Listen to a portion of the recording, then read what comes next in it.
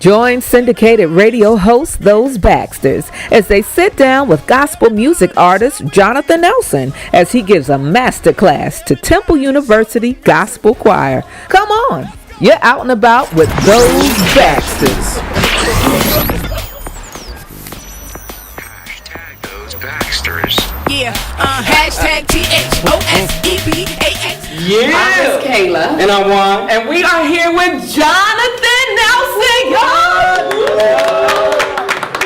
And also who? We have our Temple University Gospel Yeah. Choir. I love it. Yeah. Y'all want to say hello? Tell everybody who you are. Just say your name real quick. Hey y'all, I'm Gary. Hi, my name is Amir. Hey, I'm Don. I'm Deja. Hey, I'm Jonathan.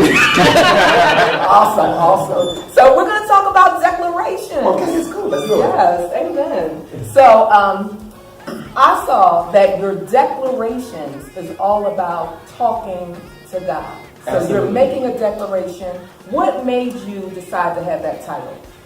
Well, by the way, declarations, all things are possible. Amen. When we started putting the songs together, I started recognizing, after the songs had started coming together, I started recognizing that there was this theme and that the songs started being related, and somehow I was trying to encapsulate all of the songs, and I was like, I need a word. I need one word.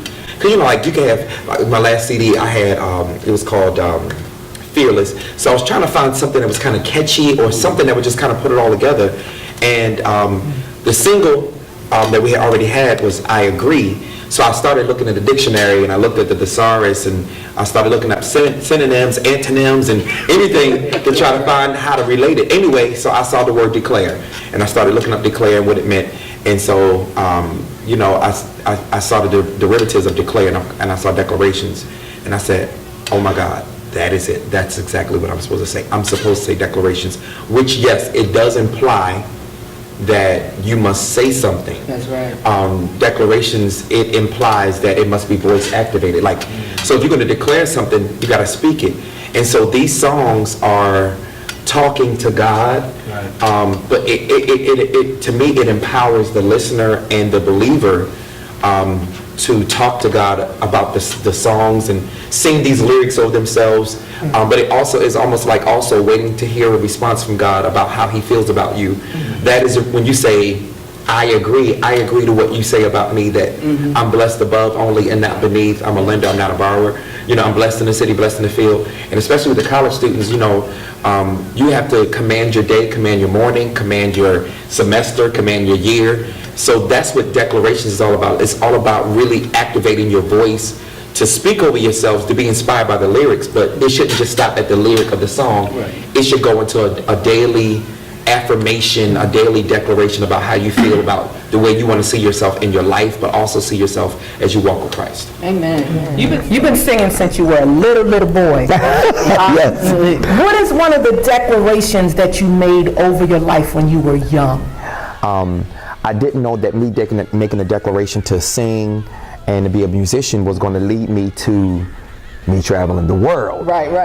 I'm just thinking like that's gonna be like, hey, I'm doing church or whatever. I'm sure all y'all y'all sing the gospel choir. Yes. So you understand, like when you talk about singing, and I'm just thinking like I'm gonna be singing, but I'll be doing that church on Sundays or traveling to, back in the day we used to have church fellowships. We would go to other churches and that kind of thing. I sang on my school choir. I sang with Morgan State University. I'm sorry, I know I'm at Temple, but I sang with Morgan.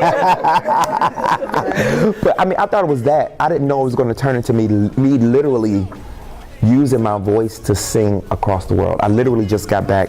I've only been back on American soil for about a week. I just got back from Africa. Wow. Literally singing across the world. You got a question, babe? Yeah, so in this day and age, like to have the same team with you throughout your process of recording. I saw a video where you had the same partner, musician with you since the beginning. Absolutely. Now, to me, that's like a brotherhood that's unheard of nowadays, because you jump on whoever's hot right now. You say, right. How does it feel to know that you have somebody that's with you since the beginning to now? it is one of the greatest feelings in the world because a friend must first show himself friendly according to the word, and loyalty and loyalty to friendships. I'm loyal to my friends. I try to be a good friend to people. Kenneth, we're speaking specifically, I want to call his name. His name is Kenneth Shelton, Ken He Music. If you ever are looking for a producer to do anything, everybody that's watching, y'all, you got to know his name, because his name is going to be one that we will know in many days to come. Okay. His name will ring as one of gospel's most brilliant producers. It just will. Amen. You guys have questions? Yeah, come on, talk to me, guys. Yes, I do. Zamir. Yes. I got Talk it. up, Zamir, so we hear you. So, I'm a music ed major. Okay. And so one of the things I've been doing, I've been singing for about 9 years. Okay. And one of the things that I've been doing with one of my friends, he plays, we've been kind of trying to take the gospel world to a different level as far as, churches, understanding of what music is, the proper and technical ways of singing and doing, because I've been classing in That's church. good. That's good. So- I was too. That's good. So yeah, okay. So Yes, my that's question good. for you would be: is what technical things do you do with your singers and choir, Mm-hmm. and do you think that is of great importance that we need that more in the church? Absolutely. Okay, so I'm probably not a good example to you today. I have been traveling. My voice is tired. And you can probably hear my hoarseness. But I insert, when I'm teaching my singers how to sing, I change their phonetics.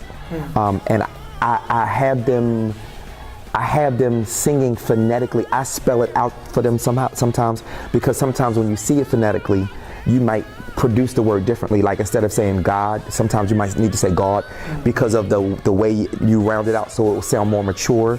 I'll tell them, instead of sometimes when you smile it out, it can sound very kiddish. So sometimes you have to round it out and bring the sound to the muzzle of your mouth. So I do all of those different techniques. So when you listen to the background vocals on my record, especially this one, you'll hear when they're smiling in some moments. You'll hear when they're dropping their jaws and bringing the sound here. You'll hear that.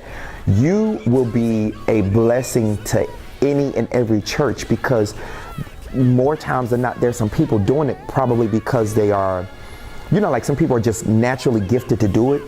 But with your intellect and with your guidance from God, and then also with your natural musical ability, you can be that guy that can be the vocal producer, or you can be that guy that can be the general that will go to the Baptist convention or to the Methodist convention, and you can go there and you can teach them and I'll make this recommendation, while operatic and choral singing is good, you still got to find a way to kind of intertwine it and make it make sense to your natural Sunday morning church that doesn't necessarily understand that.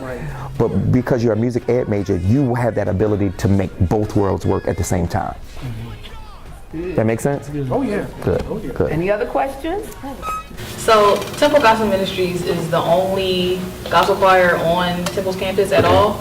And different E4 meetings we have, we're always asking each other, how can we reach people who don't go to church, people who do and have kind of went astray and don't know how to come back. Like, how do we reach out to those people on campus without being track out, passing out tracks or something like that? Like, how do we get people to actually want to come and see us sing and know we're about and stuff like that? So how do you think that we can reach Okay, them? so just a very natural way to kind of do it. First of all, we're in this room right now and we're taping and there's cameras here. So you should let them see some of your behind the scenes kind of stuff as you're learning the music. And through the process of kind of even getting to the finished product, even the parts when it sounds bad, getting the people like, oh, I mess up. You want to show your vulnerabilities, and then you want to show when it's fully packaged, and you want to make sure that you have a presentation. You should be available on. Now y'all know this is 2018. Now is anyone 21 years old yet? 49. Okay, yeah. You're counting. All right.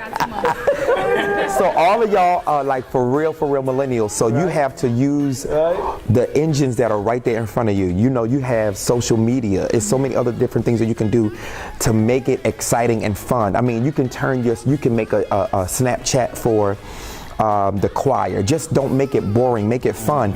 But then when they come to your concerts, you gotta inspire every person that's there, and you have to be honest with who you are. So your message should be very clear.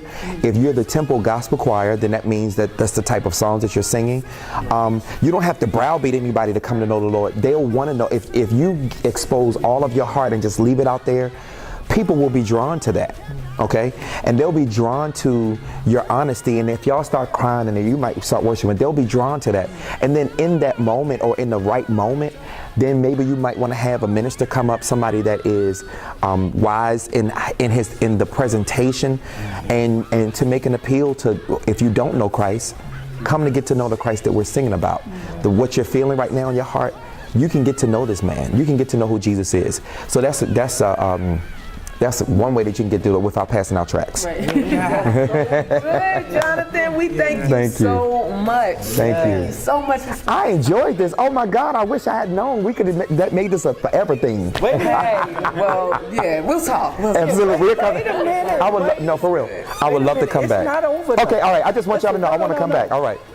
I got one thing that I always do. Okay. And you got to be a part of this too. All right. So, we hanging out. We walk past the karaoke spot. We going, what's your go-to karaoke song? Not none of yours. Okay. What would you sing? I'm really not a karaoke person, and this is not a gospel song. No, it's okay. Okay, but okay, I probably would put on Faith or Brandy, or probably like Johnny Gill. Oh, come on now. No, Wait. because the song that it's not gospel. Put on your red dress. Come on. Okay. So you got on a ring. Okay, that's the rest of it. Y'all say the rest of it. Yeah, y'all say the rest of it. Because it's not gospel. You know what I mean? No. So I don't know who's gonna be watching. I want to get in trouble. Oh, no. But yeah, We appreciate that. Like that, Joe or Carl Thomas, something like that. You know what I mean? Like those are some great voices that are out there.